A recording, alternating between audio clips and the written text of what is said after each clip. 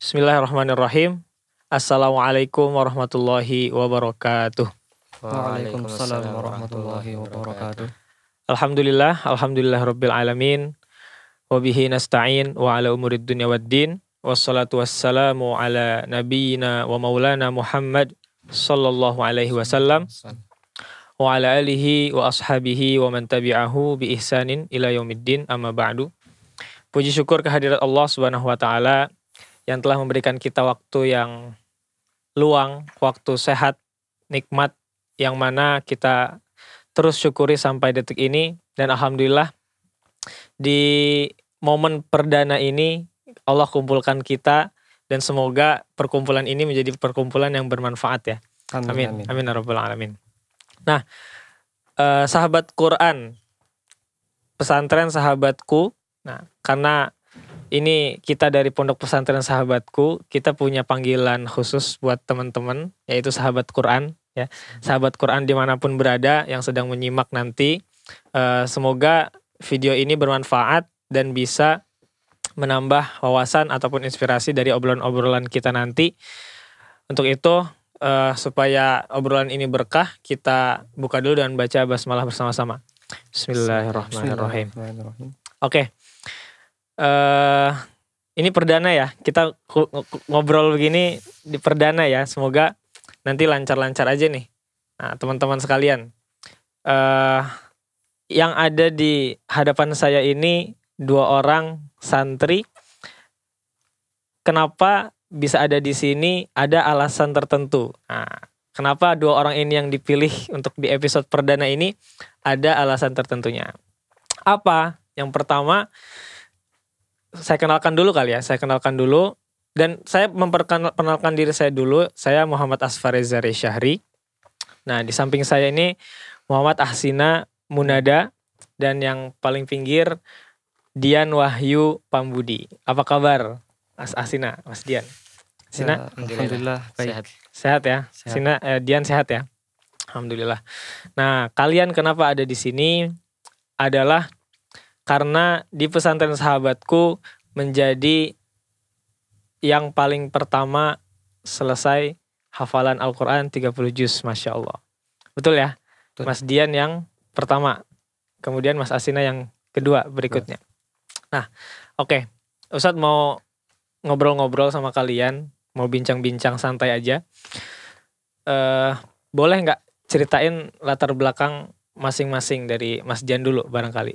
Background, ayah kerja apa, ibu kerja apa, tinggalnya di mana? Oke. Saya tinggal di Agak dekat, mohon maaf.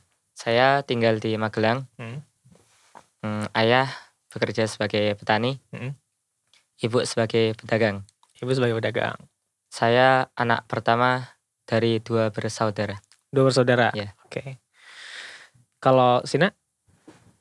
Kalau saya, jadi untuk orang tua saya, jadi ayah saya itu di puskesmas ya. Jadi, Kerjanya di puskesmas. Jadi PNS gitu. Oke.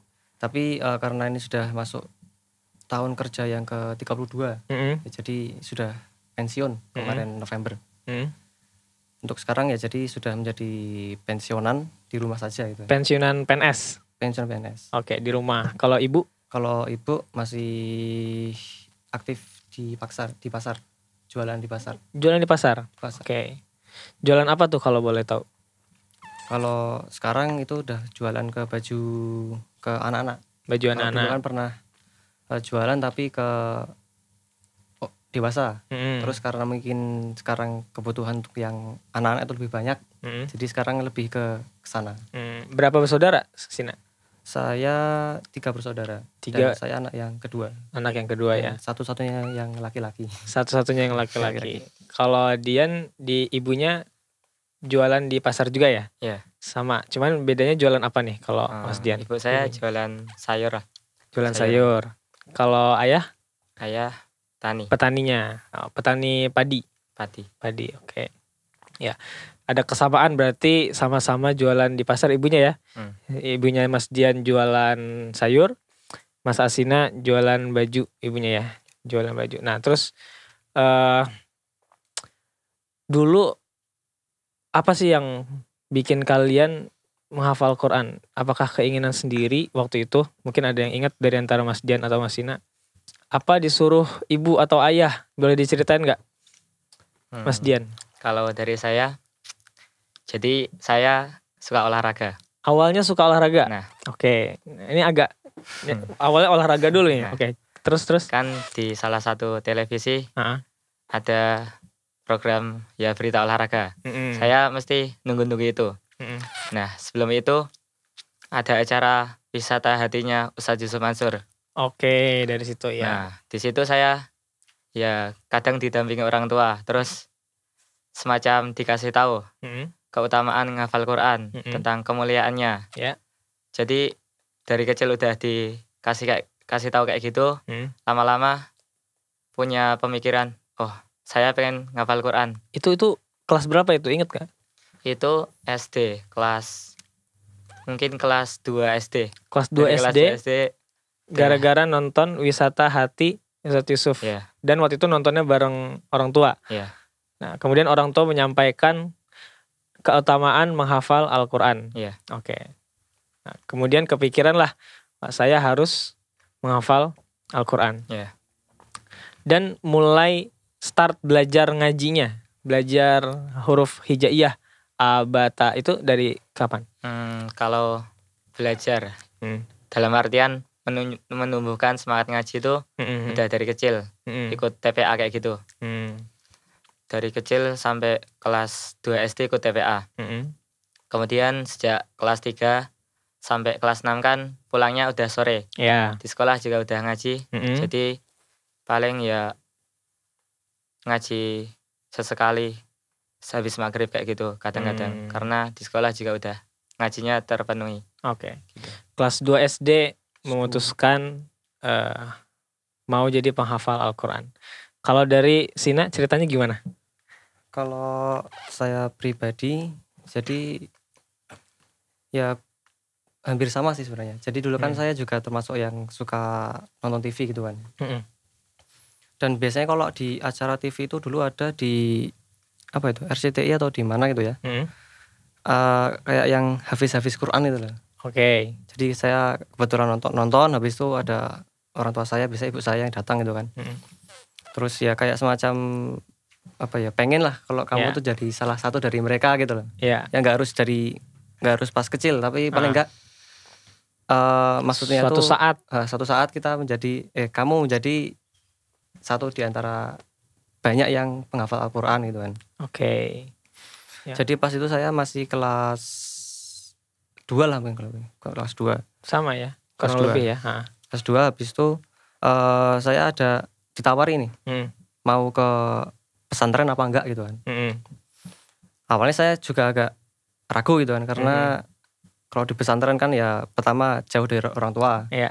Ini untuk anak seusia itu mungkin 8 tahun kan masih sangat sangat dekat sekali dengan orang tua itu kan. Sorry Ustadz potong, menarik nih. Asina berarti masuk pesantren pas kelas 3-nya. Kelas 3-nya? Ya.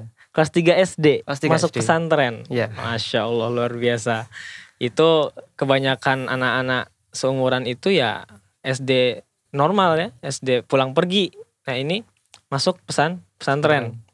Kalau Mas Dian murni masuk pesantren SMP ya. SD masih biasa. SD apa dulu? SD Muhammadiyah ya.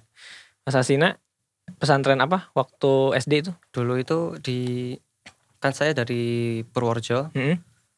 Di sebelah selatan Purworejo itu ada dekat pantai kan. Tadi ada pesantren. Dulunya itu semacam apa ya? Kayak binaan dari Ustadz Yusuf Mansur. Oh, dulunya. masih ya. Binaan dari Ustadz Yusuf Mansur. Bukan masuk ke yayasan resmi ya. Oke. Jadi mungkin semacam kayak ya binaan aja, rumah binaan gitu. Iya. Nah, di situ masuk pesantrennya. Ya, di situ. Mulai dari kelas 3 SD. Kelas 3 SD. Oke. Masuk pesantren dari kelas 3 SD, Mas Asina, Mas Dian masuk SMP. Keduanya ingin memutuskan menghafal Quran dari kurang lebih kelas 2 SD itu umur 9 tahun, 10 tahun. 8, 7 tahun ya. 7 tahun, 8 tahun ya. Oke.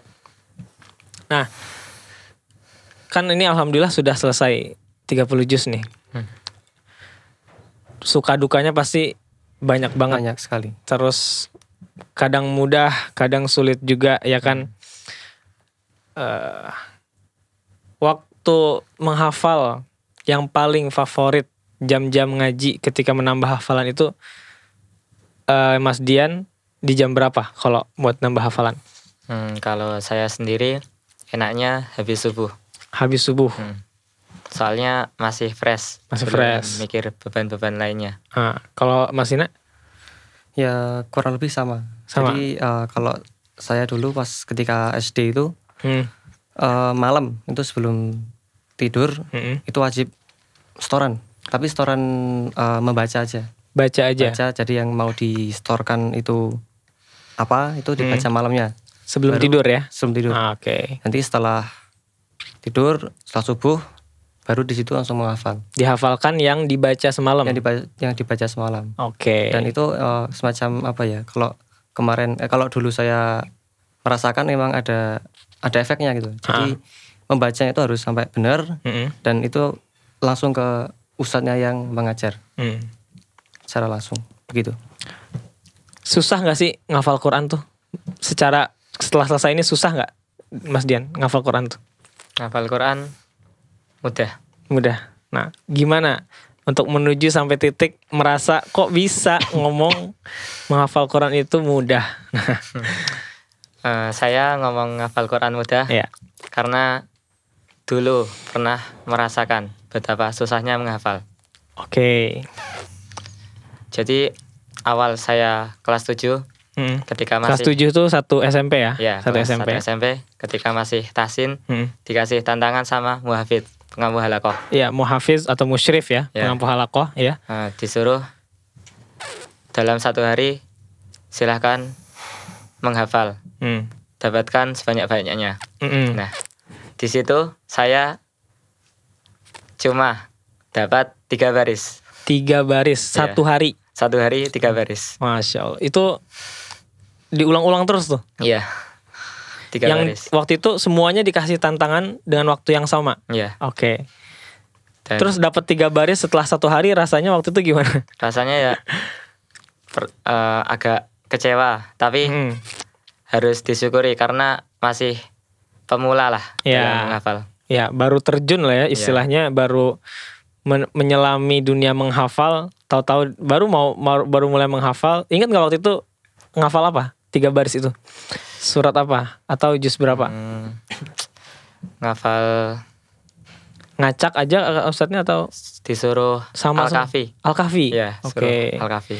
Itu kelas 1 SMP masih terbilang masih kecil ya. Apalagi yang baru mulai menghafal kelas 1 SMP ya 3 baris itu lumayan loh, 3 baris ya kalau buat pemula sekali.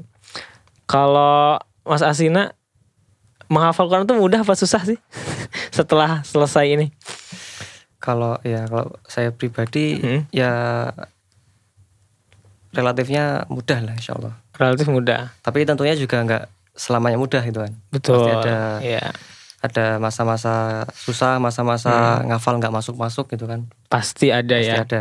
Tapi secara garis besarnya asalkan kita itu ada keinginan yang bagus, niat yang kuat, itu sebenarnya insya Allah semuanya mudah.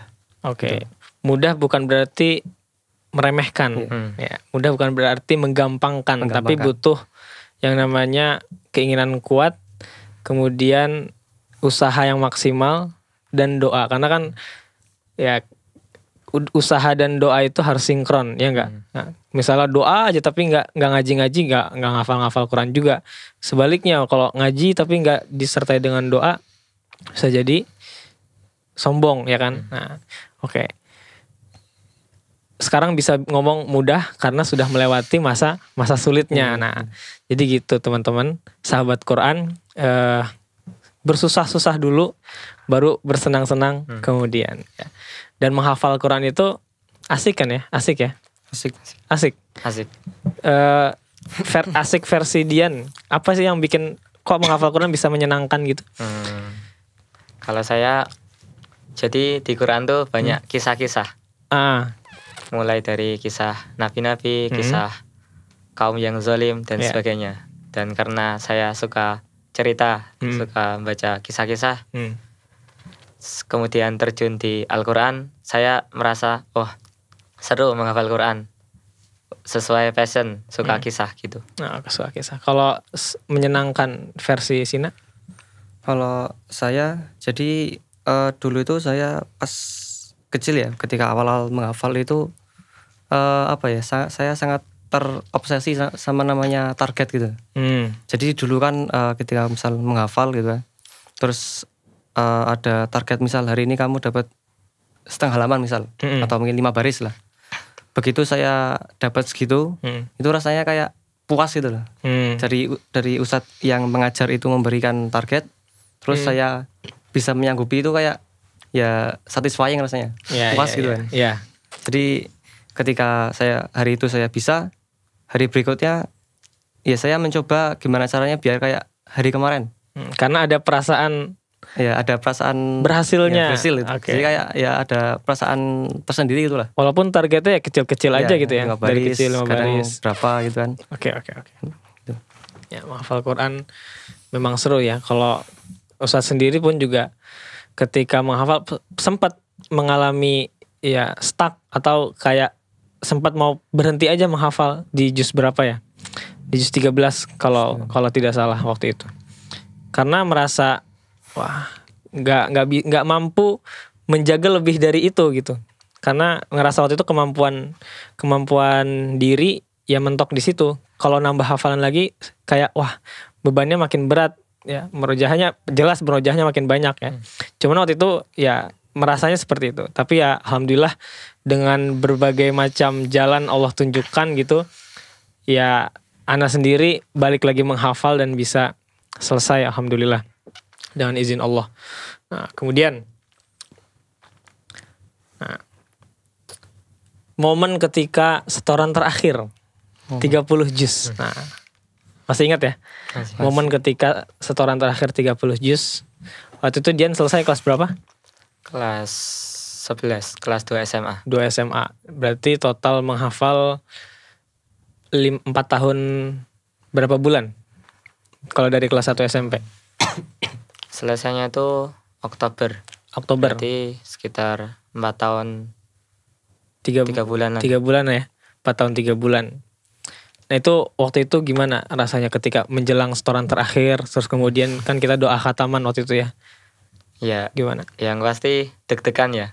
Karena kalau setoran biasa kan cuma antar saya sama Ustadz. Tapi kalau setoran terakhir itu disaksikan seluruh santri. Oke, waktu itu santri menyaksikan semua ya? Oke. Dan ya namanya juga terakhir. Rasanya ini beda dari biasanya. Ya luar biasa lah. Luar biasa ya. Dan setoran terakhir bukan berarti berhenti menghafal ya, karena setelah itu tanggungannya ya terus mengulang, murojaah.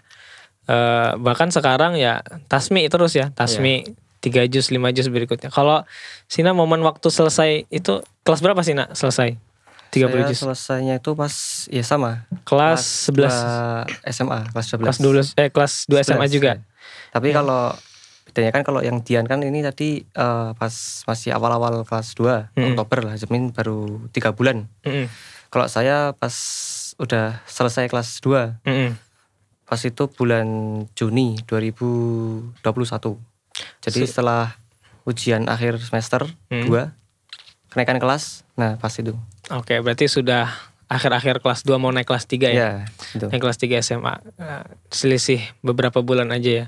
Ya memang saya sebagai yang mendampingi kalian di sana sehari-hari ya, pernah waktu itu setoran sama Ustadz, pernah Ustadz yang lain, terus sekarang balik ke Ustadz kan.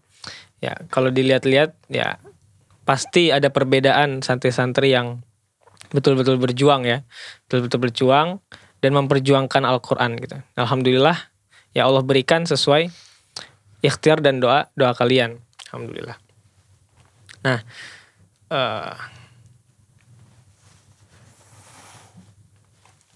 kan kalau sekarang itu kan sudah selesai itu tasmi ya. Sekarang lagi mempersiapkan tasmi. Kalau boleh tahu Mas Dian udah melewati tasmi sekali duduk udah berapa juz? Ya 3 juz sudah, 5 juz. 3 juz sekali duduk sudah. Itu tuh maksudnya 3 juz sekali duduk ya? Sekali duduk. Terus 5 juz. 5 juz sekali duduk. Terus 10 juz. 10 juz sekali duduk. Kemudian 15 juz. 15 juz sekali duduk. Sekarang lagi mempersiapkan 20 juz. 20 juz sekali duduk. Masya Allah. Semoga Allah mudahkan. Kalau Sina sekarang lagi proses mempersiapkan? Untuk proses yang 10 juz. 10 juz sekali duduk ya? Sekali duduk. Kemarin terakhir 5 juz sekali duduk. Nah, ya ini salah satu bagian dari menjaga hafalan yang sudah kita hafalkan. Supaya terus lengket, supaya terus kuat hafalannya, dan juga pastinya bermanfaat ya. Bisa syiarkan juga ke teman-teman, keluarga, adik-adik kelas ya. Oke, baik. Ustadz mau nanya-nanya lagi nih.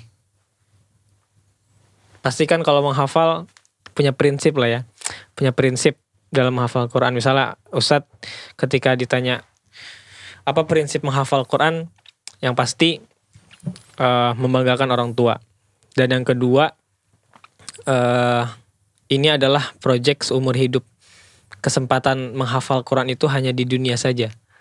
Sedangkan setelah kita meninggal sudah tidak ada lagi kesempatan untuk menghafal Quran. Ustadz teringat betul nasihat guru Ustadz ketika di sela-sela setoran itu, beliau menyampaikan kita nggak tahu kapan kita meninggal. Sedangkan waktu untuk kita bisa menyelesaikan kewajiban kita bersama Al-Quran pun juga masih panjang. Karena kita masih sebagian kecil mengamalkan Al-Quran barangkali. Kemudian waktu yang tersisa juga kita nggak tahu kapan kita meninggal. Sehingga apa yang bisa kita lakukan adalah memaksimalkan waktu yang ada supaya bisa terus termasuk golongan Ahlul Quran. Amin ya rabbal alamin. Kalau prinsipnya Ahsina ketika menghafal itu yang masih dipegang sampai sekarang apa? Kalau prinsip utama saya itu tentunya pertama yaitu membanggakan orang tua.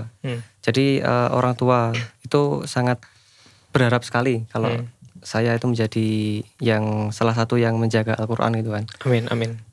Jadi juga saya melihat sebuah semacam figura kecil gitu kan. Oke. Dan itu ternyata punya ibu saya.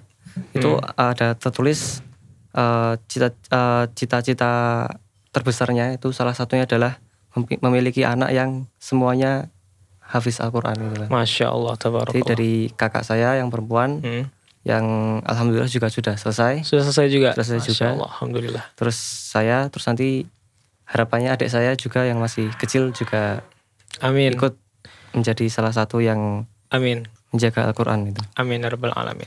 Itu di figura di belakang fotonya tertulis atau tulisan yang dibikin figura?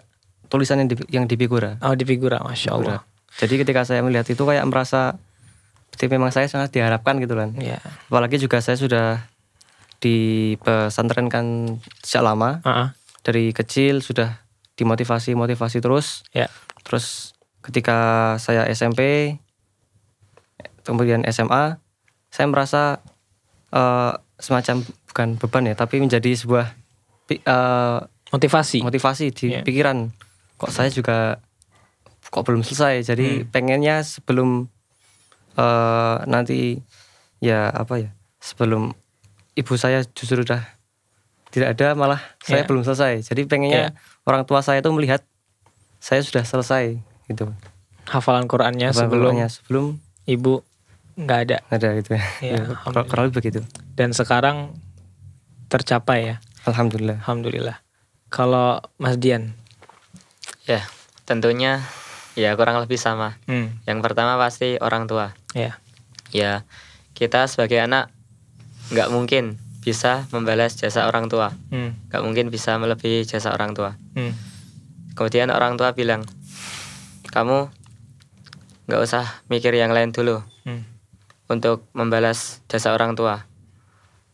Orang tua cuma pengen kamu menjadi ahlul Quran, hafal Al-Quran. Itu insya Allah di akhirat akan memuliakan orang tua. Amin. baik dunia maupun akhirat. Amin, amin. Gitu sih. Ya. Insyaallah, tabarakallah. Semoga tadi yang kita doakan, semoga yang kita sampaikan tadi Allah kabulkan dan Allah ijabah. Dan apa yang kita ikhtiarkan di dunia bernilai ibadah dan bisa menjadi syafaat atau bekal di akhirat nanti. Amin. Amin. Amin. Oke, sebelum ditutup, ini bentar lagi sudah kita mau selesai. Pesan buat adik-adik kelas di pesantren sahabatku khususnya dan umumnya di seluruh pesantren ataupun rumah Quran, rumah tahfiz yang berbasis atau yang mendalami Al-Quran, yang sedang proses menghafal Quran. Apa pesan dari kalian buat mereka yang sedang menghafal Quran? Itu dulu dari Mas Jandul deh. Oke, pesannya ya teruslah berinteraksi, terus membaca, mengilmui, mentadaburi Al-Quran. Karena sebaik-baik teman ialah Al-Quran. Oke. Kalau dari Mas Asina? Pesan saya untuk semuanya, jadi kan ada sebuah janji dari Allah bahwa sebenarnya orang yang menjaga Al-Quran maka Al-Quran akan menjagamu. Iya. Dan Al-Quran itu kan jaminannya langsung dari Allah gitu kan. Jadi tentunya kalau kita sudah menjadi orang yang berusaha menjaga Al-Quran, nanti insya Allah Al-Quran itu akan menjaga kita juga. Gak cuma di dunia tapi juga di akhirat. Di akhirat. Jadi syafaat Quran ya? Ya, syafaat Quran. Dan tentunya salah satu yang menjadi sebuah motivasi saya yaitu orang yang bisa menjaga Al-Quran nantinya ketika di akhirat kan bisa menyelamatkan 10 orang dari anggota keluarganya. Nah di situ saya juga merasa bahwa sangat luar biasa ketika misal kita di akhirat nanti menjadi orang yang menjadi seorang yang menolong orang lain gitu kan. Jadi kan mungkin kita merasa gimana? Saya merasa seperti dibutuhkan gitu loh. Iya. Gitu. Amin. Dan yang pastinya perjalanan untuk sampai sana masih panjang ya. Sangat panjang. Kita masih fakir ilmu, kita masih banyak belajar. Yang pasti setelah menghafal pun juga tetap murojaah pun juga sambil berusaha memahami, mentadaburi, mensyiarkan ya, menjadi bermanfaat minimal di teman dekat kita, keluarga kita ya. Dan yang pastinya tidak ada yang bisa menjamin kita kecuali Allah Subhanahu wa taala. Wa'dallahi haqqo. Karena janji Allah itu benar. Nah, dan kita harus yakin terhadap janji-janji Allah. Nah, seperti itu. Oke, mungkin cukup sekian ya obrolan kita pada siang hari ini. Dan ini perdana, Masya Allah. Mungkin masih ada yang kurang-kurang juga ya. Dan semoga dimaafkan oleh sahabat Quran dimanapun berada. Dan yang pastinya kami berharap tetap disupport, tetap didukung program ini supaya ada episode-episode berikutnya yang bisa menghasilkan obrolan-obrolan yang pastinya lebih bermanfaat lagi nantinya. Ya, bisa jadi dengan narasumber yang berbeda, bisa jadi juga dengan pembawa acara yang berbeda, dan yang pastinya ini bisa berarti bagi sahabat Quran semuanya. Mungkin cukup sekian ya kita cukupkan. Terima kasih. Wassalamualaikum warahmatullahi wabarakatuh. Waalaikumsalam warahmatullahi wabarakatuh.